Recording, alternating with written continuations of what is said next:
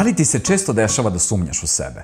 Van Gogh je jednom prilikom izjavio: ako u sebi čuješ glas koji ti kaže ti ne umeš da slikaš, onda po svaku cenu nastavi da slikaš i taj glas koji si ranije čuo bit će ućutkan. Svi se mi povremeno preispitujemo i posumnjamo u sebe i verujem da je to sasvim normalna pojava. Međutim, ako ti se redovno dešava da preispituješ svoje odluke i ukoliko osjećaš da su ljudi oko tebe mnogo sigurniji u sebe nego ti, onda pokušaj da primeniš 8 saveta koji ću predstaviti u ovom videu. Ukoliko često sumnjamo u sebe, sasvim je izvesno da će nas ta sumnja usporiti na našem putu ka samoostvarenju i da će nas sprečiti da budemo istinski srećna i ispunjena uspešna osoba. Danas ću predstaviti jednostavne savete koji će ti, siguran sam ako ih budeš praktikovao, poboljšati kvalitet svakodnevnice i koji će ti biti velika pomoć na tvom putu ka uspehu. Prvi, prihvati da je sumnja u sebe normalna pojava za tebe kao ljudsko biće. Normalno je da će ti se nekada desiti da posumnjaš u sebe, da će ti biti potreban savet i da ćeš preispitivati svoje odluke. Nemoj dozvoliti sebi da zbog te sumnje koju povremeno osetiš počneš da sebe osuđuješ i samim tim još više sumnjaš u sebe. Zapamti da svi mi povremeno osetimo tu nesigurnost i sumnju u sebe. Međutim, isto tako je bitno da zapamtiš da je potrebno da uvek sumnjaš u svoju sumnju. Šta to konkretno znači? To znači da kada ti se javi određena sumnja u sebe, ne treba da joj dozvoliš da te ona vodi. Sumnje koje se javljaju tebi često su totalno neopravdane. Ponovit ću ovo još jednom. Sumnje koje se javljaju tebi često su totalno neopravdane. Zapamti to. Ovo nas vodi do drugog saveta, a on glasi: prepoznaj sumnju i suoči se sa njom. Sledeći put kada ti se javi sumnja, pokušaj da je prepoznaš. Veruj mi, nije toliko teško i ukoliko ti se, na primjer, sumnja pojavi u vidu misli a šta će biti ako ne uspem ili a šta ako nisam dovoljno dobar za ovaj zadatak, pokušaj da postaviš sebi totalno suprotno pitanje. Recimo, a šta će biti ako uspem? Šta ako sam u stvari i bolji nego što treba da budem za ovaj zadatak? Zapiši odgovore koje si sam sebi dao na ova pitanja i suoči se sa tom sumnjom. Ukoliko se ne suočiš sa njom i ukoliko je dozvoliš da ona upravlja tobom, veruj mi, vrlo uskoro ćeš uhvatiti sebe kako sumnja upravlja celim tvojim životom. Prisjeti se nekog svog uspeha.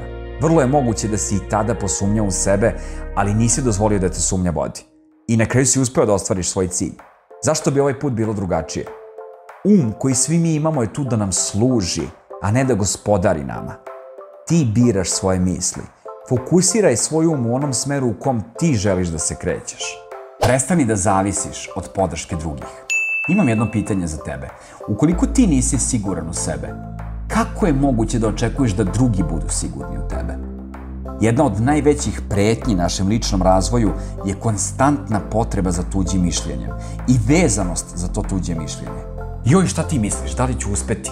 Jel ti misliš da sam dovoljno lep? A šta ti misliš, da li sam ja dovoljno pametan? A da li imam šanse kod te devojke? Šta ti misliš? Odgovore na sva ova pitanja ne zna niko. Zna samo jedna osoba, a to si ti. Niko drugi. Nekada je u redu tražiti mišljenje drugih ljudi, ali pod uslovom da je ta osoba čije mišljenje želimo da čujemo kompetentna za tu određenu temu. Ali čak i tada je pogrešno vezivati se za njeno mišljenje. Nije ti neophodna podrška drugih da uspeš. Kada sam 2013. godine odlučio da napustim poziciju menadžera jedne poslovne jedinice, jedne ogromne strane firme i da se odreknem dobrih uslova koje sam tada imao, da bi se oprobao u preduzetničkim vodama, imao sam podršku možda svega 1 do 2 osobe iz mog tadašnjeg okruženja.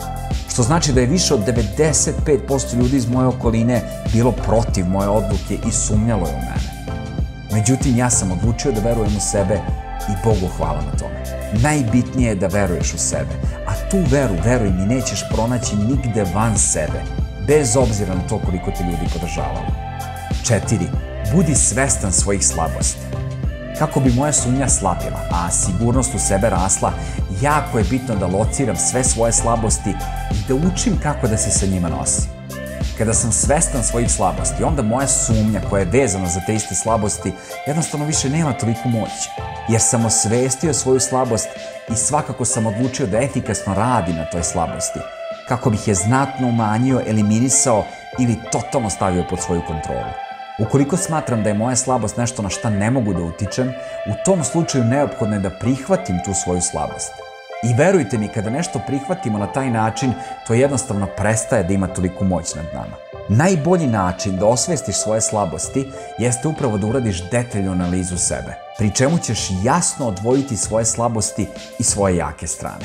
Video na temu kako najefikasnije da analiziraš sebe i zašto je to bitno imat ćeš prilike da vidiš naredne nedelje na našem YouTube kanalu. 5. Okruži sebe pozitivnim ljudima od kojih možeš da učiš. Iako tvoje mišljenje o sebi ne zavisi od drugih, izuzetno je bitno da pažljivo biraš svoje okruženje. Dokazano je da neko ko je negativan, pun sumnji, strahova i ko se ne osjeća uspešno u svom životu, jednostavno ne može pozitivno da utiče na svoju okolinu.